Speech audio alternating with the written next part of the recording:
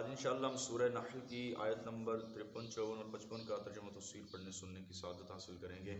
औज़ु बिल्लाहि मिनश शैतानिर रजीम, बिस्मिल्लाहिर रहमानिर रहीम। वमा बिकुम मिन निअमतिन फमिनल्लाहि सुम्मा इज़ा मस्सकुमुद्दुर्रु फइलैहि तजअरून।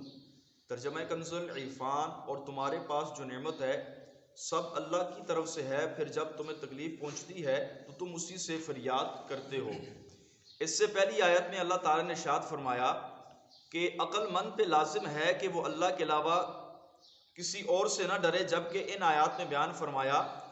कि अक्लमंद पर यह भी लाजिम है कि वो अल्लाह ताला के अलावा किसी और का शुक्र ना करे, क्योंकि शुक्र नेमत के बदले में होता है और इंसान को जो भी नेमत मिलती है वो अल्लाह तबारक व ताला ही की तरफ से होती है, तो वो हर मामले के अंदर शुक्र भी अपने रब ही का अदा करे। आयत करीमा का खुलासा ये है कि लोगों,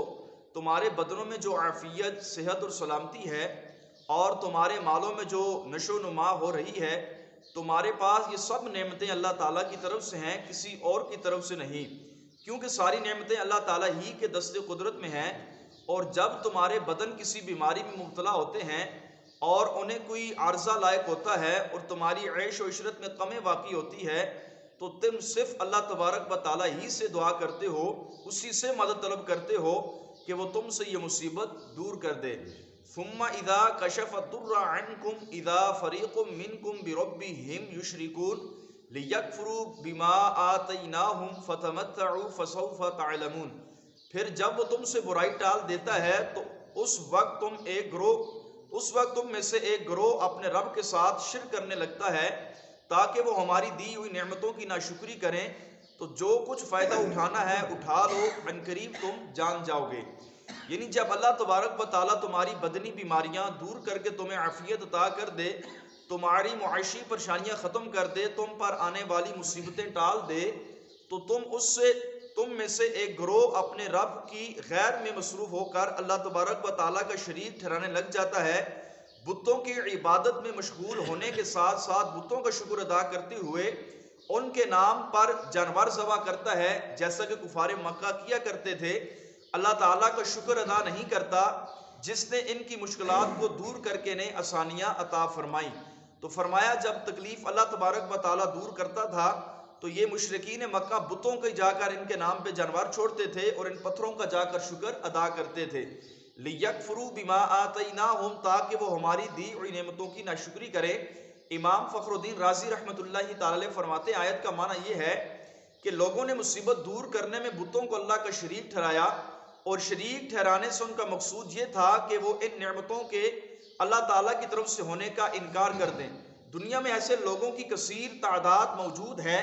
कि जब उनके मर्ज की तकलीफ बढ़ जाती है तो वो अल्लाह की बारगाह में गिरिया उजारी करते हैं। जब मुसीबत में मुब्तला होते हैं तो नमाज भी पढ़ने लग जाते हैं, सदका व खैरात भी करते हैं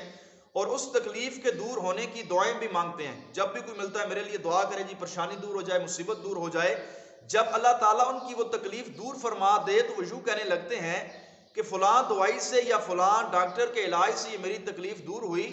यूँ ही जब ज़लज़ला, तूफ़ान या सैलाब वगैरह की मुसीबत आती है तो उस वक्त भी लोग अल्लाह की हुजूर इल्तिजा करते हैं, रोते हैं, गिड़गिड़ाते हैं। लेकिन जब ज़लज़ला और तूफ़ान वगैरह सैलाब ख़त्म हो जाता है तो दोबारा अपने पहले वाले कामों में मसरूफ़ हो जाते हैं जिनमें से वो मसरूफ़ थे। लोगों की इसी हालत की वज़ाहत अल्लाह ताला ने इन आयात में फरमाई कि लोगों का हाल ये है कि जब उन पर हमारी मुसीबत आती है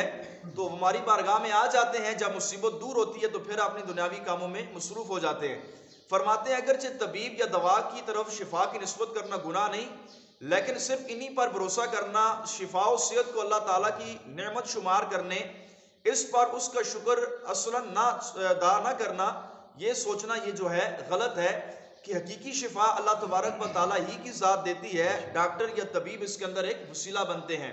इमाम फ़खरुद्दीन राज़ी रहमतुल्लाहि ताला अलैह के कलाम को सामने रखते हुए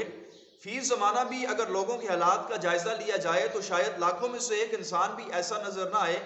जो बीमारी, तकलीफ़ और परेशानी की हालत में अपने रब से दुआ ना मांगता हो और दूसरों को दुआ के लिए ना कहता हो, अल्लाह ताला के नेक बंदों से अपनी मुश्किलात हल करवाने के लिए दुआएं ना करवाता हो। यूं ही अगर ऐसी हालत में अपने गुनाहों और नाफरमानियों से तौबा भी करता है और आइंदा के लिए तमाम गुनाहों से किनारा कश होने का इरादा भी करता है, लेकिन जब ये मसाइब व आलाम ख़त्म हो जाते हैं, बीमारी दूर हो जाती है,